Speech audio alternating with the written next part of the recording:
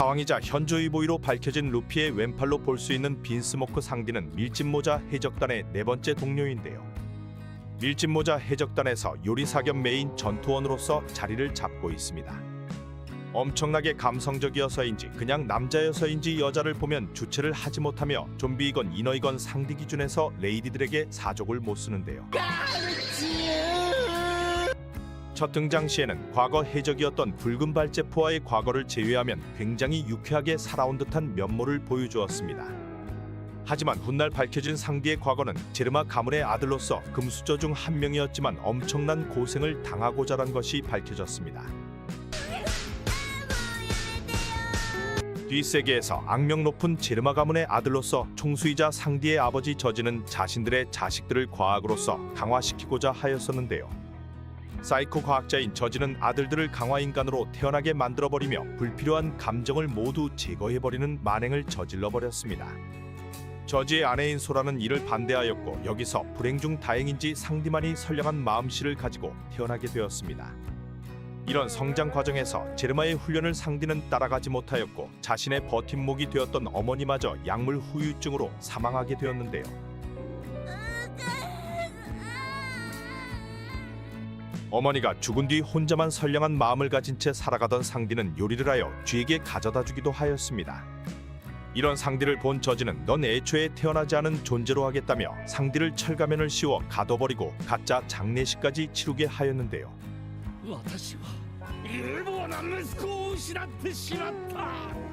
아버지 저지에게 인정을 받지 못한 상디는 감옥에서 책을 읽으며 오울블루의 꿈을 키우게 되었습니다.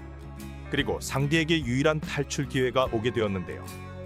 감정이 남아있던 개조인간 테스터였던 누나 레이주에게 요리사가 되고 싶다고 얘기하자 누나는 이스트블루에서 마지막 동생의 부탁을 들어주게 되었습니다. 탈출 도중 상디는 아버지 저지와 만나게 되었으나 저지는 상디를 막아 세우지는 않고 넌 누구에게도 알리고 싶지 않은 오점이라 말하였는데요. 絶対に人前では口に出さないでくれ. 대신 내가 개쪽팔린이 나가서 누구에게도 빈스모크 가문이라 말하지 말아달라는 거지같은 인사를 나누며 헤어지게 되었습니다. 이후 상디는 자신의 인생을 바꿔줄 인물인 해적 붉은발 제프와 만나게 되는데요. 자신의 꿈을 이루기 위해 요리견습생으로 들어가 있던 곳에 약탈을 하러 붉은발 제프가 나타나였고 때마침 도착한 태풍으로 인해 처음 만난 두 사람은 무인도에 고립되고 맙니다.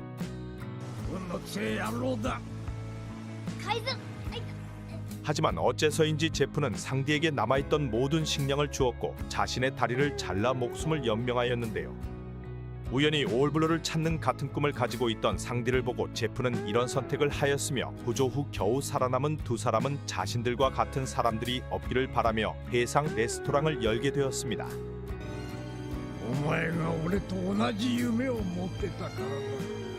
요리사로서 지내오던 상디는 루피와 돈클리크 해적단 깅의 등장으로 급해적으로서 나아가게 되는데요. 처음엔 루피의 제안을 거절하였지만 결국 자신의 꿈인 오울블루를 찾으려는 것을 목표로 밀짚모자 일당으로 합류를 하게 되었습니다. 상디는 붉은발 제프의 가르침 때문인지 요리사의 생명인 손으로 싸우지 않으며 제법 괜찮은 발재간을 보여주고 있는데요. 처음 싸움에서부터 나름 이스트블루 에이스인 돈클리크의 적단 부선장 깅과 박빙의 승부를 보여주었습니다. 이후부터는 아론파크에서 등장한 생선이나 나름 칠무의 조직의 넘버3인 미스타2까지 이기는 모습을 보였는데요. 루피의 양날개로 초기부터 불리고 있었지만 사실상 현상금이 걸리는 순서나 인지도면에서 조로보다는 떨어지는 게 확실해 보입니다. 이후에도 상대방 넘버3들을 하나둘 깨부수어 주었고 워터7에는 세계 정부에서 나름 인지도가 있던 CP9의 제브라까지 잡는 모습을 보였는데요.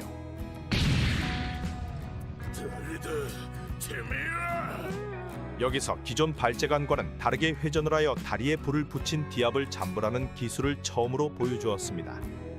나름 네임드인 제브라를 잡아내며 처음으로 현상금 7,700만 베리가 붙게 되었는데요.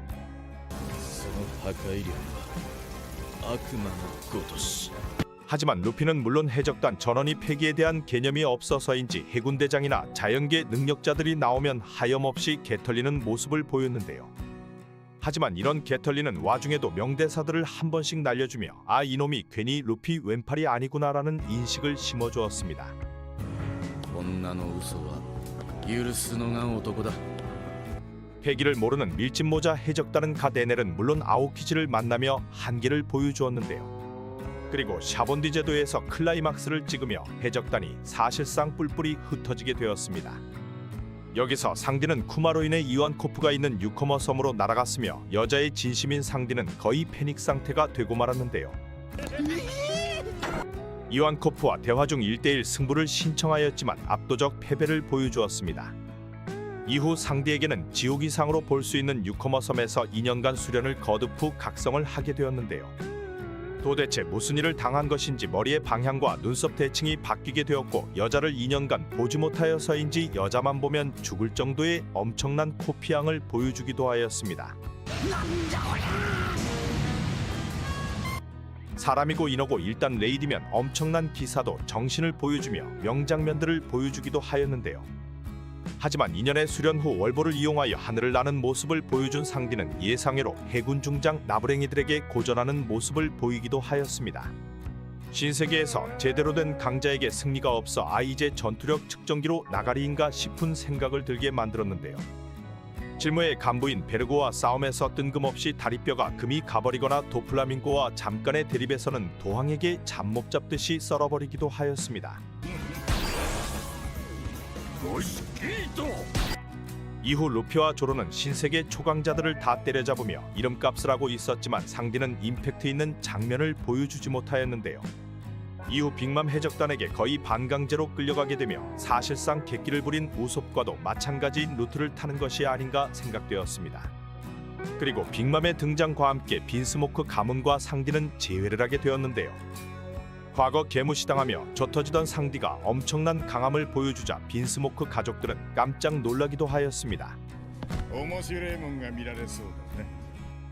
하지만 이때까지도 조로나 다른 강자들에 비해 스토리상 주연일 뿐 예전과 같은 포스를 보여주지는 못하였습니다. 여기서 빈스모크 가문의 과학기술로 또 한 번 상디는 변화를 이루게 되었는데요. 제르마의 과학력으로 만들어낸 레이드 슈트를 입자 엄청난 방어력과 패기 상승을 보여주었습니다.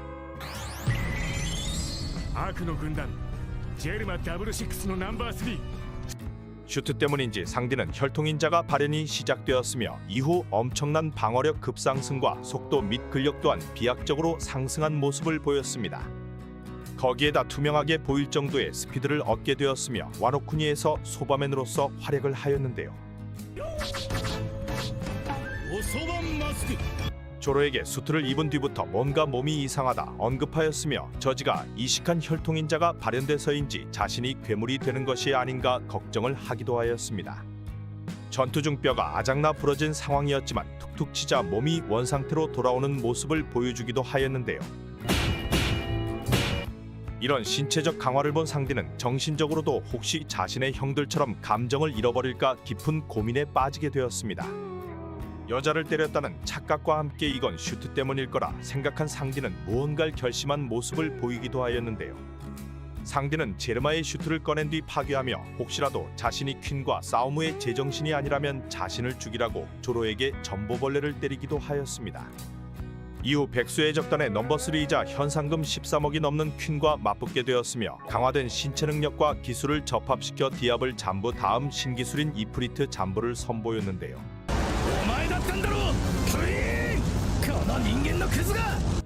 여기서 새로운 기술과 함께 13억의 퀸을 꺾어버리는 모습을 보여주었습니다. 2년 동안 수련 후 금 너프가 되어 베르고에게 털리고 도항에게 털리고 빅맘에게 납치가 되는 등 그간의 굴욕을 한 방에 날려버렸는데요. 퀸을 날려버림과 동시에 다시 루피의 양날개로 평가될 만한 급으로 현상금도 올라가게 되었으며 10억 3,200만 베리의 현상금을 가지게 되었습니다. 요리사이지만 항상 담배를 물고 있는 상디는 이런 성장 과정에서 조로만큼이나 명장면들을 많이 보여주기도 하였는데요. 게코모리아를 쳐부순 뒤 해적왕이 될 루피가 쿠마에게 잡힐 위기에 처하자 조로보다 먼저 자신의 목숨을 챙겨가라는 모습을 보였는데요. 하지만 조로의 뒤치기로 명장면의 메인을 빼앗기게 되었습니다. こんなマリモ剣士より俺の命取っとけ 초기 등장부터 여자를 엄청나게 밝히는 만큼 기사도 정신을 보여주기도 하였는데요. 여자의 눈물이 떨어지는 소리가 들렸다 말하며 달려오는 모습을 보이고 자신이 이길 수 없었던 자연계 열매 능력자 에넬이 전기 공격을 날리자 마침 담뱃불이 필요하던 차였다며 멋진 개어세를 보이기도 하였습니다. タバコの火欲しかったとこだ。 롤러너와 조로와는 동료이지만 성격이 너무 안 맞는 것이지 항상 경쟁 구도를 보여주고 있는데요. 서로 만나면 항상 으르렁거리는 두 사람이지만 중요한 상대와 싸움에서는 힘을 합치는 모습을 보여주고 있습니다. 복시의 적단과의 게임에서는 합이 안 맞아 개털리는 모습을 보이기도 하였는데요. 빠기친 두 사람은 10초만 서로에게 도와달라 말하고 엄청난 공격을 퍼붓기도 하였습니다. おいコック10秒経過せ。 최근 카이도우와 싸움에서는 이 녀석들만 이기면 루피가 해적왕에 가까워진다 말하며 킹과 퀸을 날려버리는 모습도 보였습니다. 현재 최종장에서 밀짚모자 해적단은 사왕으로 올라서게 되었는데요. 퀸을 때려잡으며 사왕의 왼팔을 증명한 빈스모크 상디는 사왕 간부내에서도 최상위권 강자로 평가가 되고 있습니다. 에그헤드 섬으로 접어든 밀짚모자 해적단은 과거 버거운 상대였던 루치나 카쿠 그리고 해군대장 키자루와 마주하게 되었는데요. 과거와는 상황이 많이 바뀌어서인지 루피 혼자 이들을 압도하기도 하였으며 조로가 세라핌 미호크를 상대하며 웃음을 보인 것처럼 3인자 상대의 경우도 질무회급 강함을 보여주는 세라핌들과 마주하였지만 엄청난 맷집과 강함을 보여주었습니다. 레이디 나미를 몇 번이나 구해내기도 하였으며 키자루와 잠깐의 만남에서는 과거와는 다르게 키자루의 공격을 막아내고 여유를 보여주었는데요. 3인자로서 훗날 사축 키자루와 상디가 제대로 된 대결을 하는지도 관심이 쏠리고 있습니다. 원래 무장색 패기보다는 견문색 패기가 뛰어나였던 상디는 투명화에 가까운 스피드를 보여주고 있으며 이런 능력치를 기반으로 키자루와 싸우지 않냐는 추측인데요. 에그헤드 섬에서는 상디가 베가펑크를 안고 대피하며 둘의 대치는 종료가 되었습니다. 이런 장면을 보면 상디가 과거와는 다르게 현재는 해군대장과도 맞다이가 가능한 강자로 올라섰다는 걸 볼 수 있는데요. 死刑執行だ。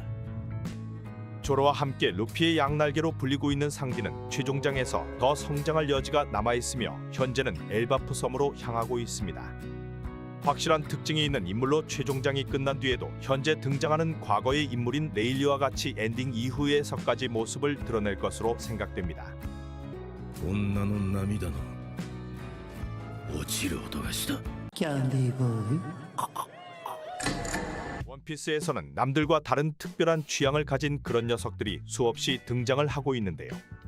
이들은 왔고도 대단하지만 엄청난 강함과 의리를 보여주고 있습니다. 인간과 거인족 등 종족을 넘어선 무리들이 존재하고 있으며 혁명군부터 해적까지 무리들도 다양합니다.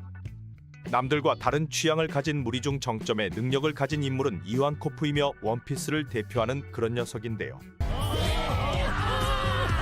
エンポリオイワンコク。 초기 등장 시에는 머리만 겁나 큰 이상한 변태인가 싶었지만 엄청난 강함을 가진 인물이었습니다.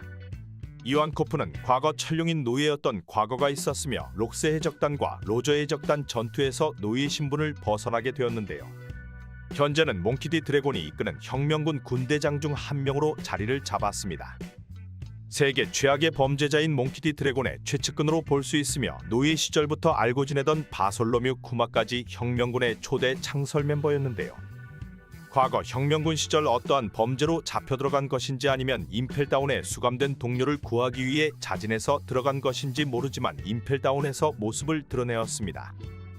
よく来たわね。 과거 레벨로의 감금이 되었으나 아무런 흔적도 남기지 않고 홀연히 사라져버렸으며 이 때문에 임펠다운에서는 미스테리한 인물이었는데요.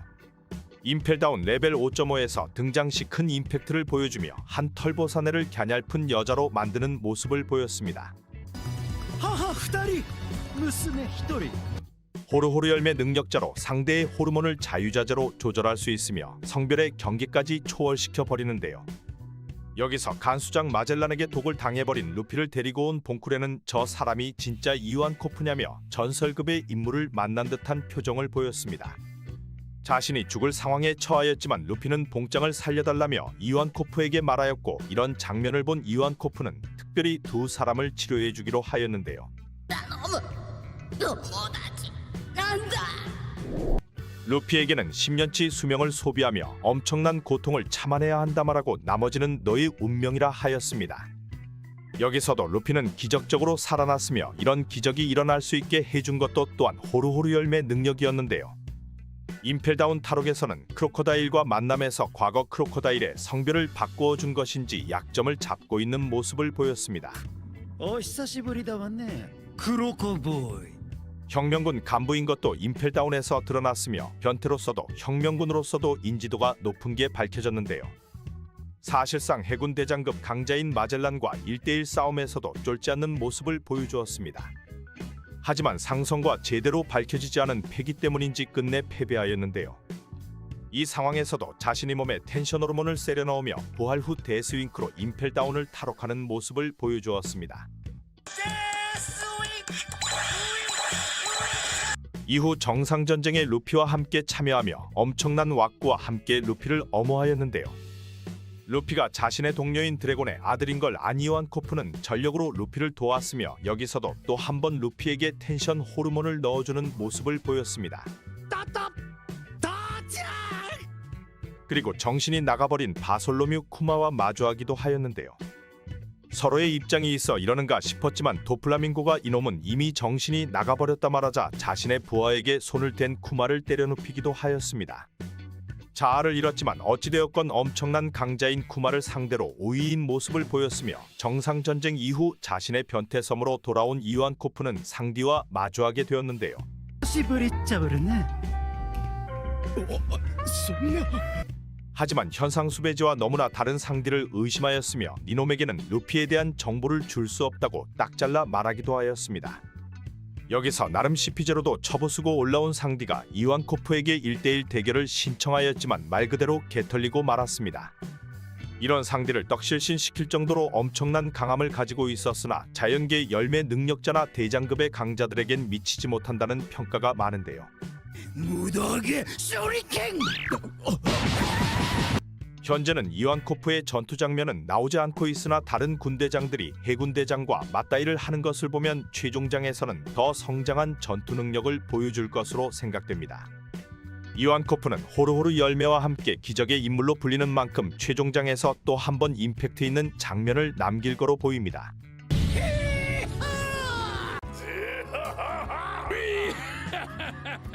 신명나게 웃는 자지스가 아닌 지저스 바제스는 검은 수염 해적단의 1번선 선장으로 초기 엄청난 임팩트를 보여주었는데요.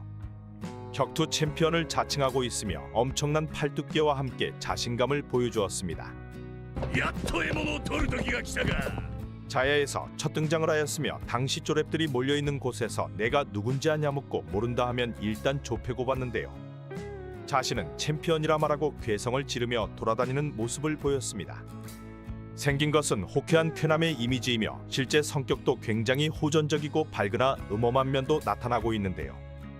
당시 1억 이상의 목을 노리던 검은 수염이 루피와 파이를 먹으며 마주하였고 이후 루피가 1억이 넘는 목인 것을 안 검은 수염과 바제스 동료들은 하늘섬으로 떠나려는 밀짚 모자 일당을 추적하였습니다.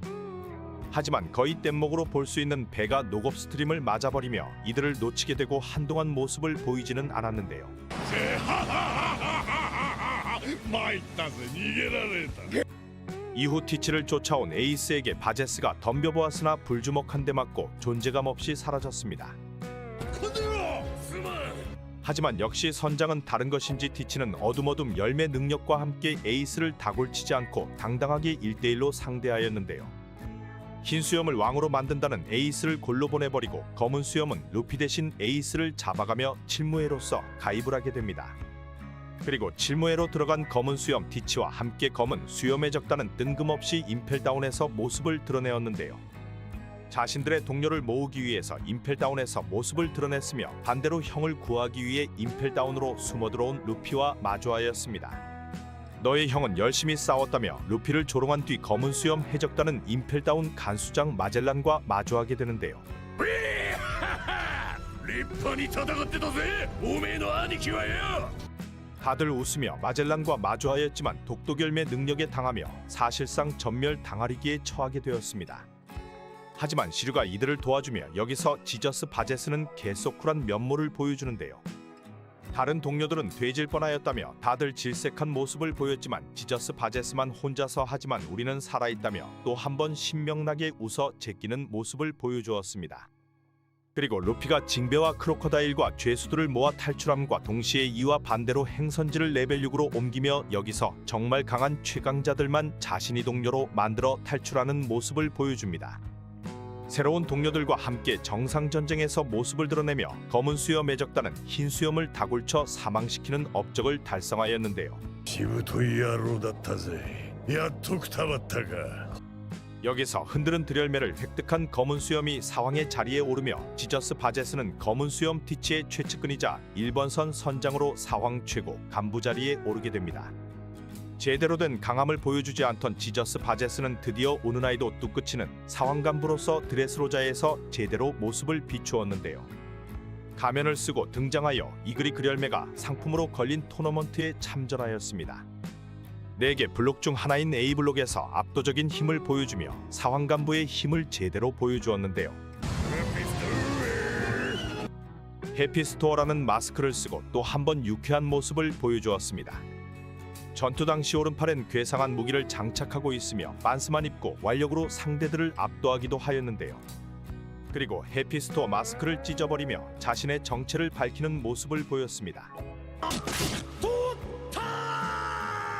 밀짚모자 루피도 가면을 써서 처음에는 알아보지 못하였지만 캐번디시와 로메오의 대화를 듣고 루시가 루피인 걸 알아차렸는데요. 결승 토너먼트 이전에 루피에게 시비를 털기도 하였으며 자신감이 넘치는 모습을 보였습니다. ああちょっと待った船長 중간에는 아오키지가 마음에 안 드는 것인지 복선을 깔려는 것인지 티치와 전화해서 아오키지를 믿을 수 없다고도 말하였는데요.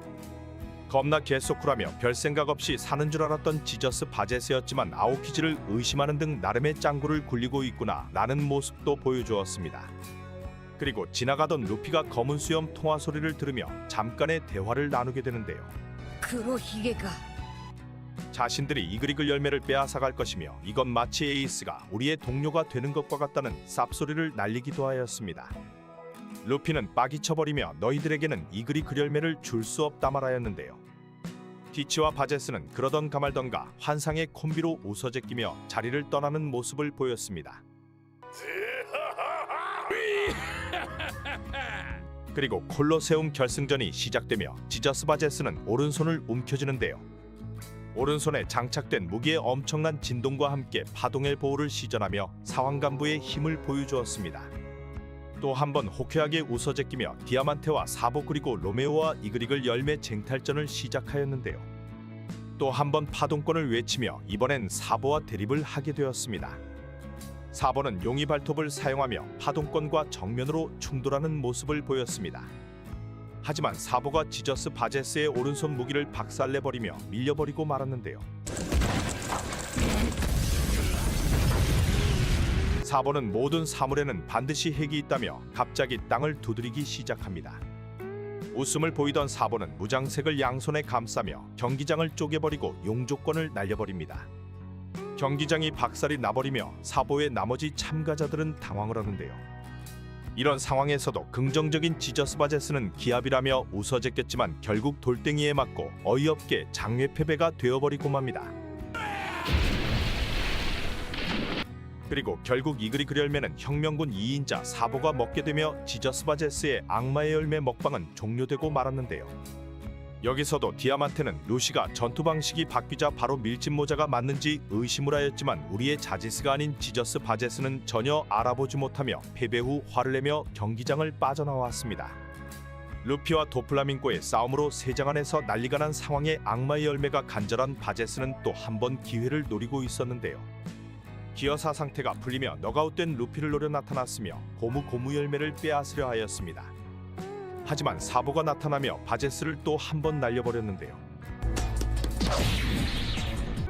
루피의 패기가 약해진 걸 느낀 사보가 미리 달려오고 있었으며 밀짚모자는 자신의 동생이라고 말하였습니다.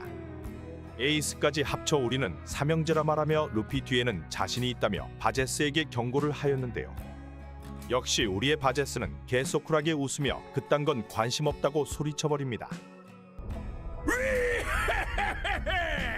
てめえらの関係なんざ興味ねえよ 그리고 바제스와 사보가 제대로 된 싸움을 다시 벌이게 되었는데요.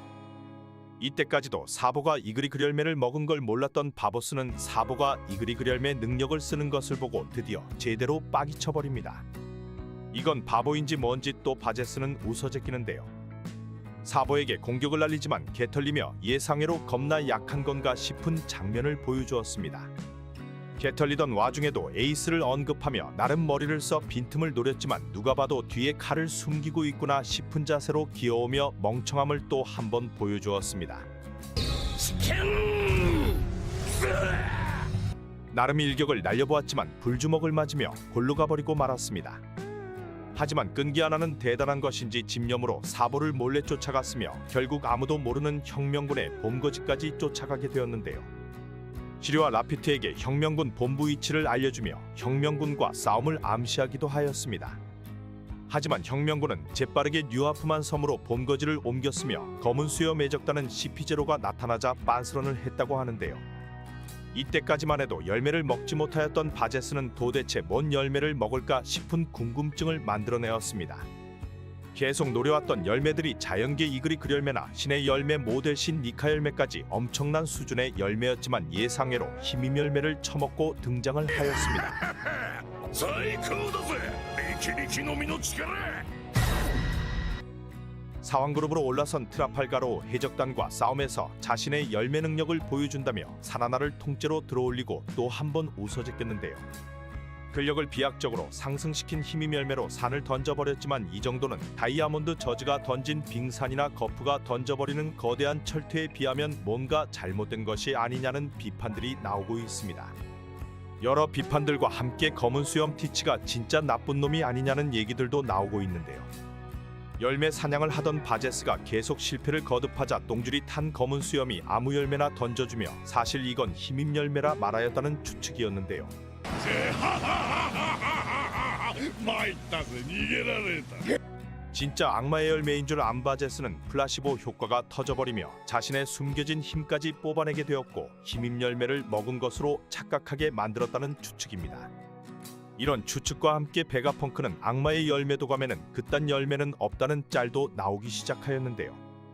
이외에 미쳐버린 댓글도 등장하기 시작하였습니다.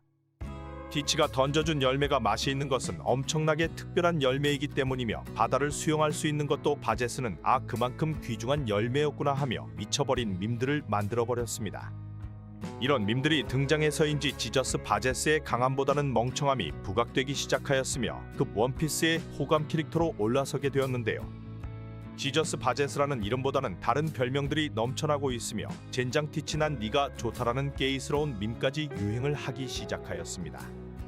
챔피언으로 불리는 바제스의 현상금은 2천만 벨이었으나 현재는 억대를 당연히 넘어섰을 거로 보이는데요. 앞으로의 행보와 힘임 열매가 진짜 힘만 저 정도 세지는 것인지 아니면 각성이나 또 다른 능력이 있어 바제스의 강함이 더욱 증폭될 것인지 관심도 쏠리고 있습니다.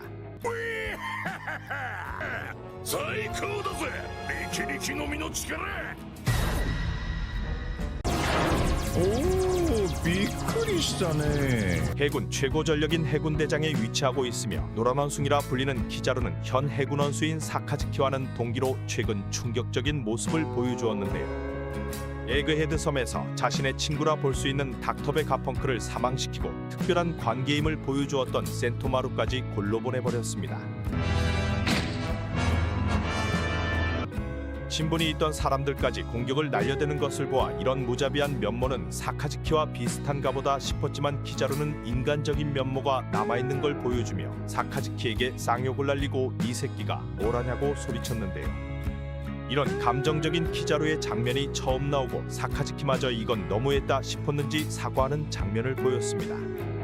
이런 감정적인 면모를 보인 것은 아론을 때려잡던 해군 중장 시절 키자루의 과거 때문이었는데요. やかましいね. 과거 쿠마와 닥터베가펑크, 센토마루와 함께 해방의 춤을 추는 등 키자루가 굉장히 행복해하던 모습이 밝혀졌습니다. 키자루의 최근 이런 장면을 제외하고는 키자루는 사카즈키와 마찬가지로 특별하게 감정을 내비치는 모습이 없었는데요. 평소에는 성격이 느긋하다 못해 늘어질 정도의 모습을 보여주고 도통 속을 알 수 없는 해군 대장인 모습을 보여주었습니다. 하지만 이런 성격과는 다르게 임무에 있어서는 매우 발빠른 모습을 보여주며 적으로 판단된 자들은 빛빛 열매 능력으로 무자비하게 제압하기도 하였는데요. 첫 등장은 샤본디제도에서였으며 최악의 세대 루키들이 모여있는 곳에서 엄청난 강함을 보여주었습니다. 당시 억대 현상금이 걸린 아프나 드레이크를 간단하게 제압하였었는데요. 여기서 도청형인 검정 전보벌레를 착각하며 얼빠진 모습을 보여주기도 하였습니다. 최악의 세대 루키들을 압도하며 당시 부상을 입은 롤로노아조로도 키자루와 마주하게 되었는데요. 당시 실버즈 레일리가 나타나지 않았다면 조로는 물론 밀짚모자 해적단도 전멸을 하였을 거로 생각됩니다. 쪼랩들을 상대로 굉장히 여유있던 키자루였지만 과거 해적왕 부선장인 레일리를 상대로는 순간 당황한 모습을 보였는데요. 당신을 잡으려면 우리도 각오를 좀 해야 한다며 너스레를 떨기도 하였습니다. 자연계열매 능력자로 사실상 무적이라 보여졌던 키자루였지만 회기에 대한 정보들이 하나씩 공개가 되며 당시 레일리를 상대하고 결국 밀짚모자 일당을 놓치게 되었습니다. 이런 장면을 본 센토마루도 키자루가 막히는 건 처음 봤다며 당황스러워하였는데요. 레일리에게 막혀 밀짚모자 일당은 잡지 못하였지만 샤본디제도 해적들을 500명을 잡아넣으며 해군 대장의 클라스를 보여주었습니다.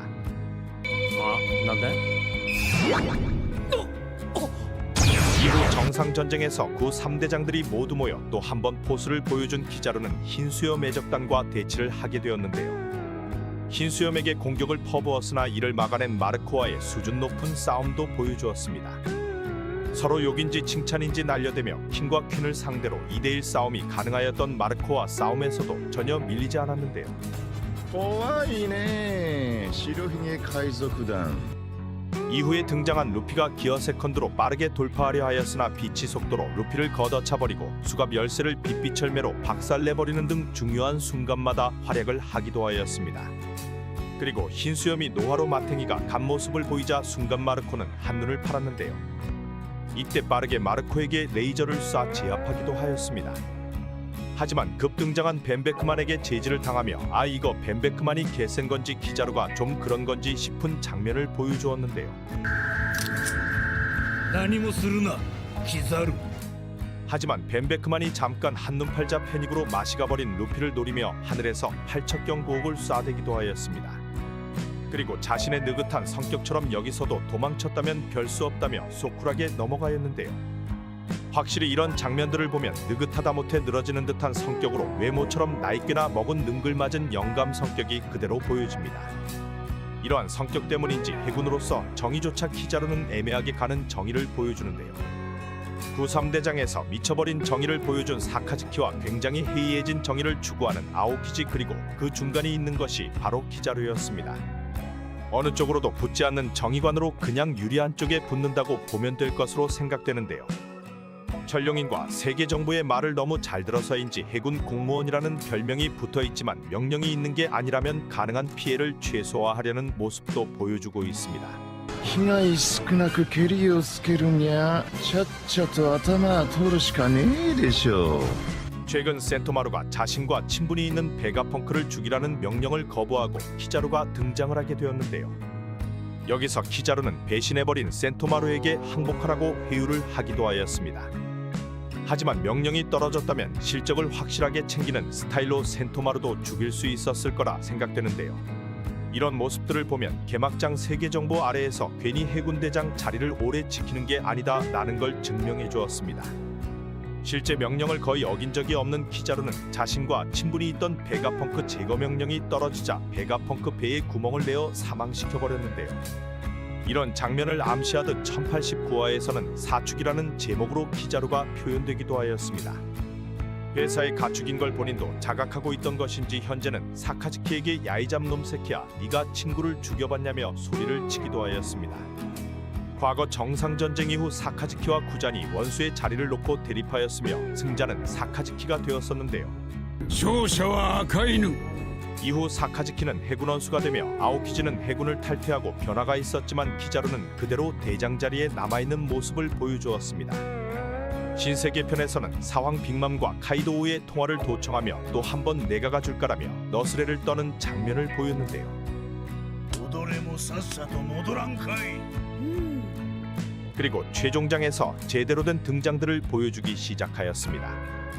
베가펑크가 있는 에그헤드 섬으로 향하는 모습을 보여주며 여기서 오로성 중 한 명인 세턴성을 호위하는 모습을 보였는데요. 100척이 넘는 함대와 함께 에그헤드 섬에 도착하였으며 베가펑크가 만든 시비스트 웨폰을 가볍게 제압하였습니다.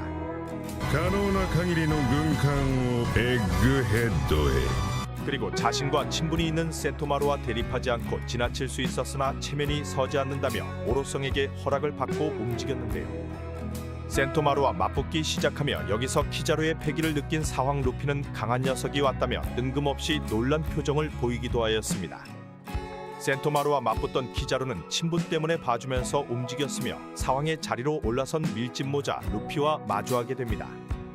여기서 밀짚모자와 대화에서 자신은 베가펑크를 죽이고 싶지 않다는 걸 내비치기도 하였는데요.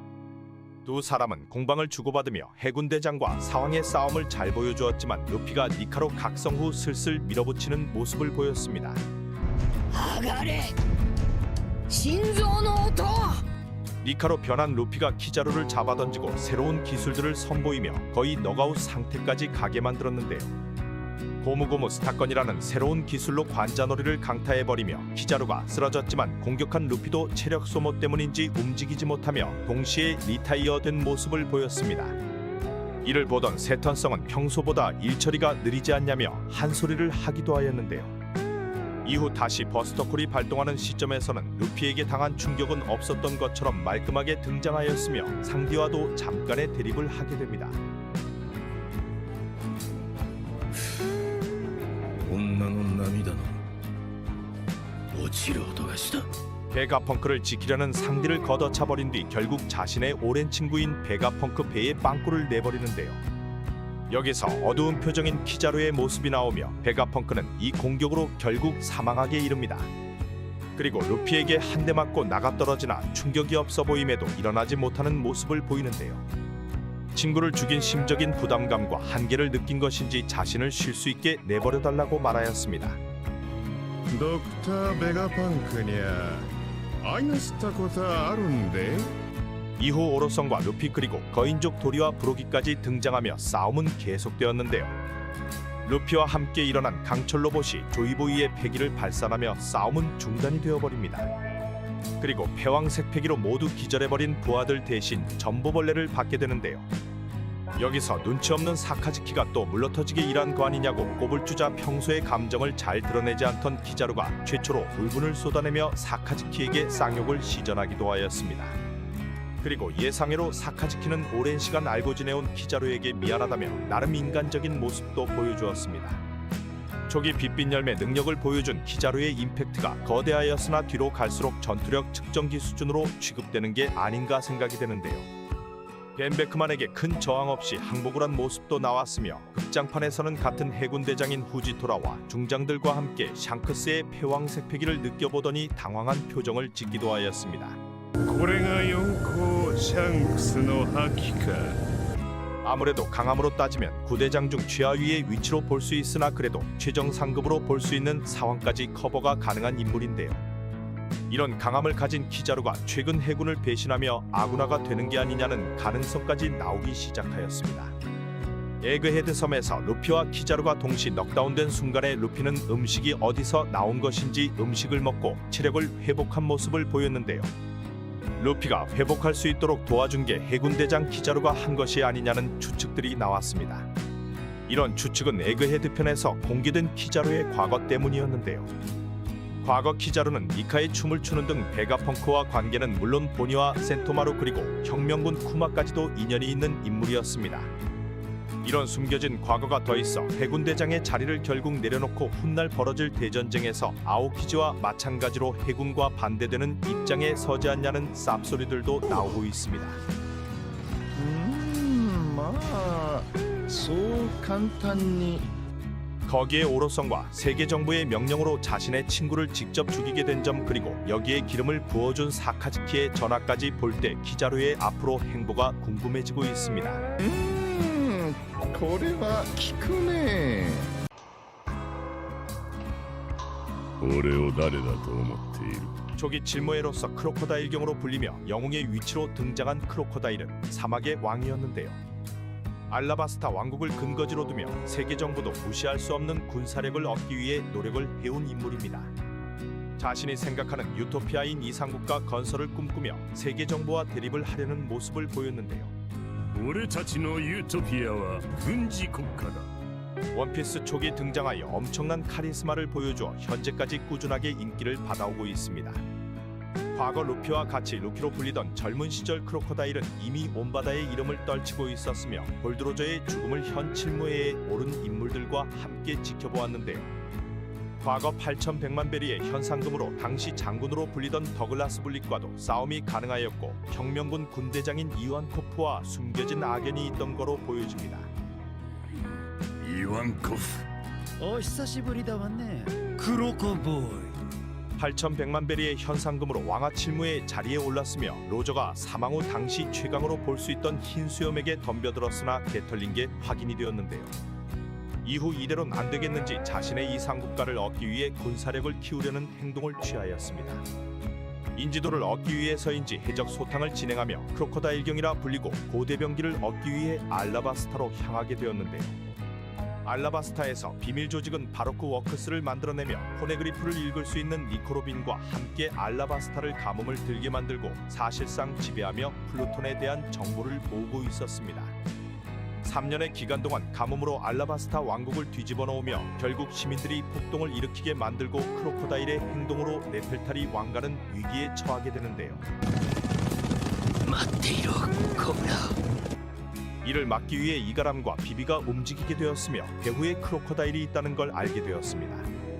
비비와 이가람이 바로크 워크스의 잠입 후 루피 일행과 만나게 되었으며 비비는 루피와 함께 크로코다일을 날려버리기 위해 알라바스타로 돌아오는 모습을 보였습니다.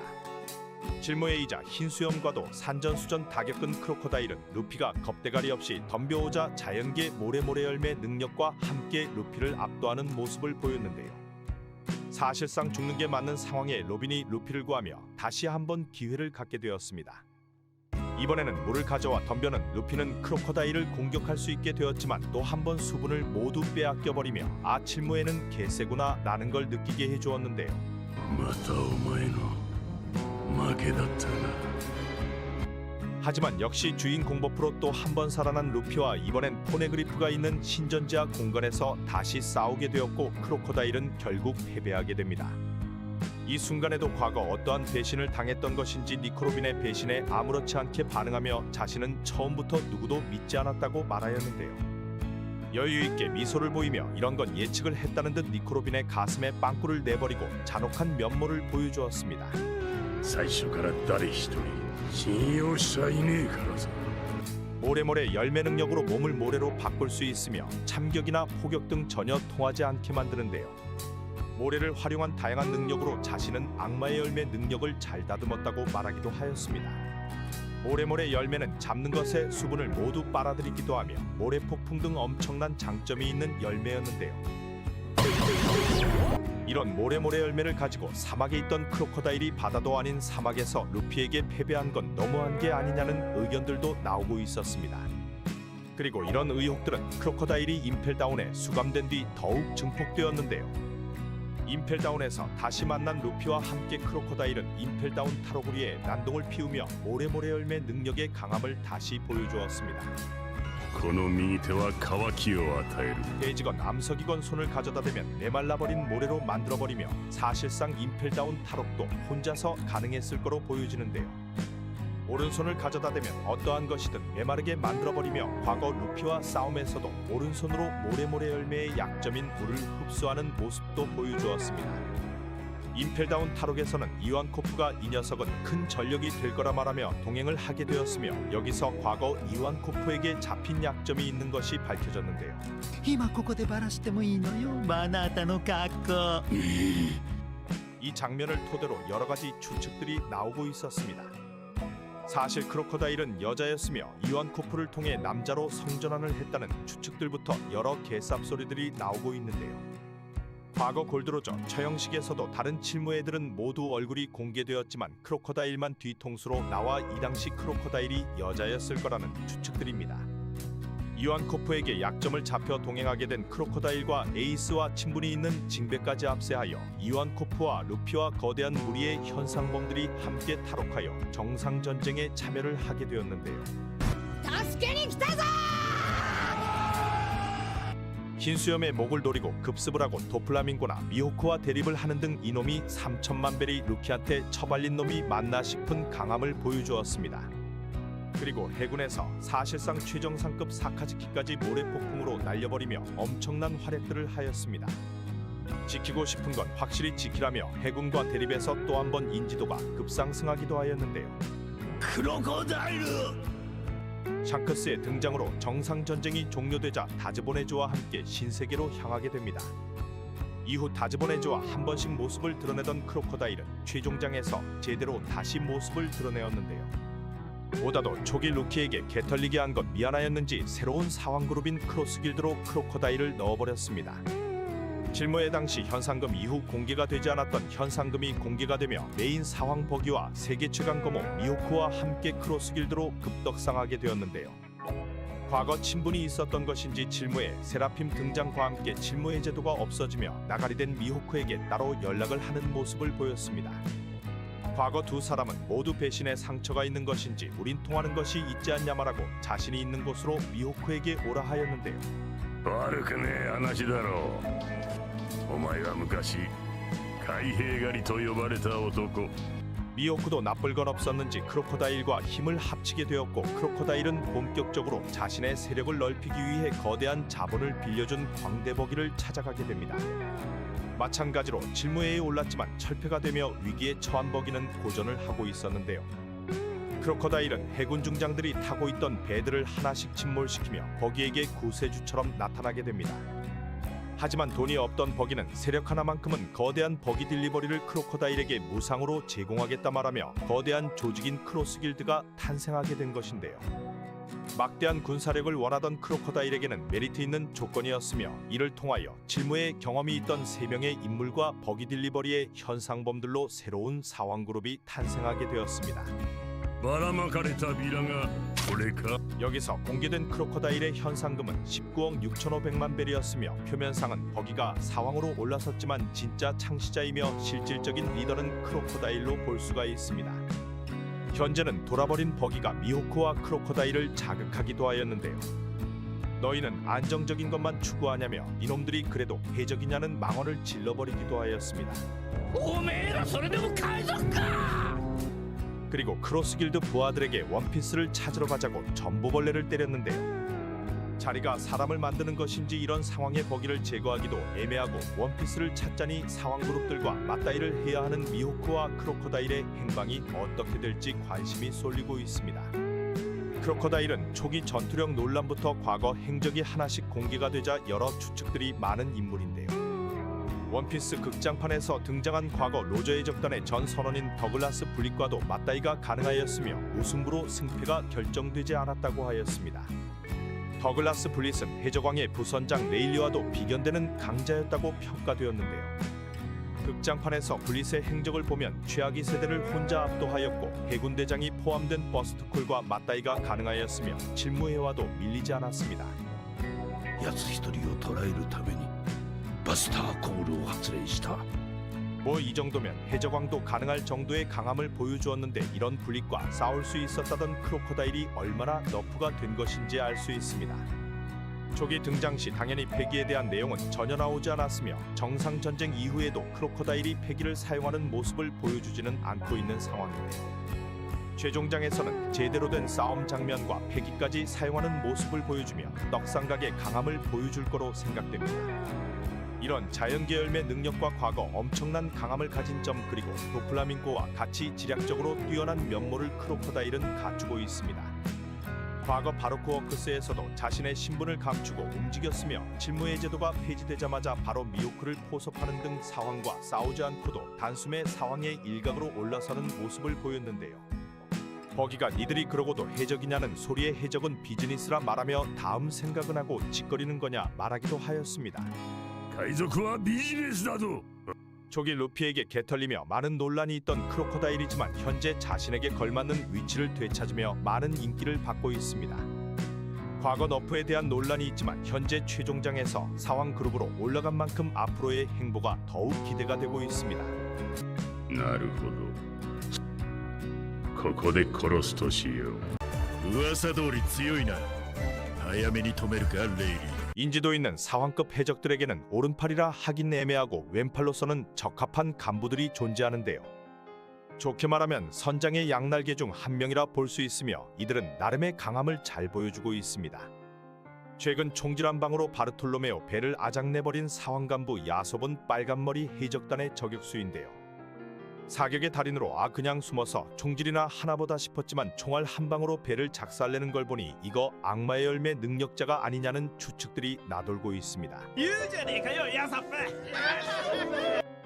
과거 개미의 미간도 맞춰버렸다는 소문이 있으나 미간이고나 버리고 사실상 사람들에게는 아내와 아들을 버리고 간 개망난이다라는 인식이 강하게 박혀 있습니다. 가족을 버리기 전 그래도 양심은 있어서 샹크스의 제안을 거절하기도 하였지만 해적이 된 후로는 옆마을 후샤 마을에 있음에도 루피랑은 놀아주고 우솝은 만나러 가지 않는 모습을 보였습니다.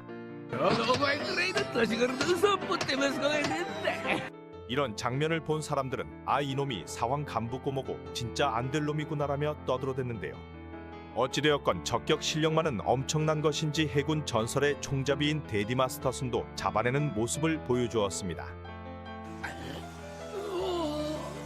우솝과 비슷한 캐릭터가 아니냐는 추측들도 있었지만 기본적인 베이스가 엄청나게 강한 것으로 생각되며 그 중에서도 견문색 팩이 많은 누구보다 뛰어난 것이 밝혀졌는데요. 강한 밸런스가 제일 높다는 샹크스 해적단에서 사실상 넘버 3 자리에 위치하고 있으며 훗날 우솝도 이런 각성의 모습을 보여주지 않을까 생각됩니다.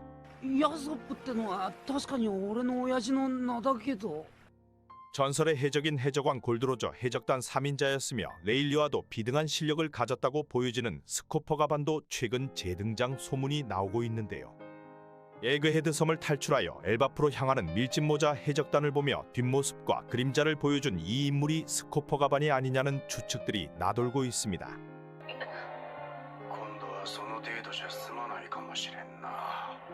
과거 로저 해적단 시절 흰수염 해적단과 싸움에서 굉장히 여유 있는 모습을 보여주었고 양손에 쌍도끼를 들고 전설의 사무라이로 볼 수 있는 코즈키 오덴과 박빙의 싸움을 보여주었는데요. 사실상 역대 최강 해적단으로 볼 수 있는 로저 해적단의 핵심 인물이었으며 이런 여유와 강함을 추측할 수 있는 장면들을 한 번씩 보여주었습니다. 수십 척의 해적들과 싸움을 벌인 에드헤드 해전에서는 로저가 포기하지 않을 걸 알았으며 버기에게 되돌릴 수 없다며 쌉소리 말고 싸울 준비를 하라 말하기도 하였는데요. 俺たちがロジャーを止められたことはね。 항상 로저와 레일리 옆에 붙어있는 메인 전투원으로서 로저 해적단 3인자의 모습을 보여주었습니다. 최소한으로 봐도 레일리급의 강함을 보여줄 것으로 보이며 최종장에서 모습을 드러낸다면 레일리가 루피를 도운 것처럼 원피스를 찾기 위해 밀짚모자 해적단을 도울 것으로 생각됩니다. 골드로저 해적단의 라이벌이자 로저 이후 사실상 원피스를 찾을 수 있었던 흰수염 해적단의 넘버3는 다이아몬드 조즈라 볼 수 있는데요. 전성기 시절 흰수염 때부터 30년 이상 흰수염을 지켜온 고참 간부 중 한 명이며 메인 전투원으로 볼 수 있습니다. 3番隊隊長ダイヤモンド・ジョーズ 마르코와 마찬가지로 인지도가 매우 높은 강자로 신세계에서도 다들 다이아몬드 조즈를 인정하는 모습을 보였는데요. 가끔 모습만 드러내고 제대로 된 임팩트를 보여준 적이 없었으나 정상전쟁에서 단번에 큰 임팩트를 남겨주었습니다. 온몸을 반짝반짝 열매 능력으로 다이아몬드로 만들어버릴 수 있으며 공격은 물론 방어까지 밸런스가 매우 뛰어난 전투를 보여주었는데요. 세계 최강 거모이자 사실상 사왕급의 강함을 가진 메이논 미호크의 참격을 몸땡이로 막아내기도 하였으며 최강자 중 한 명인 해군대장 아오키즈와도 박빙의 대결을 보여주었습니다. 이후 구칠모의 크로커다일까지 일격에 날려버리기도 하였습니다. 흰수염이 노화로 맛이 가려하기 전까지만 해도 해군대장과 싸움에서 어떠한 결과가 나올지 모르는 전투를 하고 있었는데요. 하지만 할 만큼의 먹은 흰수염 해적단을 오다가 골로 보내버리려는 목적에 함께 나가리가 되었으며 이후 검은 수염 해적단과 전투에서까지 패배한 뒤 현재는 모습을 드러내지 않고 있습니다. よそ見したろ今 해군대장과 맞다이는 물론 4기급의 악마의 열매까지 갖추고 있어 훗날 마르코와 같이 또 모습을 드러내지 않을까 생각됩니다. 흰수염과 같은 시대의 해적이자 사왕 중 홍일점으로 자리를 잡은 빅맘 해적단의 장남은 페로스페로인데요. 샬롯 카타쿠리가 사실상 부선장의 자리에 위치하고 있었으며 임팩트가 워낙 강력하여 묻혔지만 빅맘 해적단의 3인자는 페로스페로라고 볼 수 있습니다. 나름 7억베리의 현상범이자 할짝할짝 열매 능력자로 강함을 보여주었는데요. 7億だ 명목상으로는 장남이어서인지 2인자로 칭하고 있지만 사실상 차남 카타쿠리를 이기기는 어려울 거로 생각됩니다. 장남으로서 해적단에서 책임감 있는 모습과 함께 나름 강자들과도 공방을 여유있게 하는 모습을 보였는데요. 준수한 전투 실력과 판단력이나 지략적으로 뛰어난 모습을 보이지만 현재는 페드로의 자폭으로 한쪽 팔을 잃은 상황까지 가게 되었습니다. 자신의 팔이 날아간 상황에서도 집요하게 루피 일행을 쫓으며 이놈도 괜히 사왕 간부가 아니구나라는 집념을 보였는데요. 5억 선의 강자들과 스로나가 된 네코마무시까지 압도하였으나 두 번째 스로나의 성공한 네코마무시에게 결국 패배하는 모습을 보였습니다.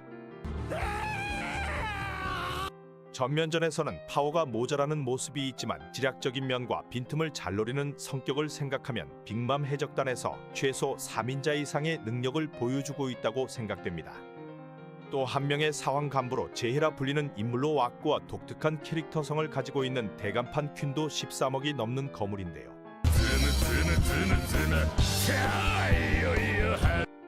용용열매 모델 브라키오사우루스 능력자로 종족이 개사기인 루나리아족 킹 다음의 강자였습니다.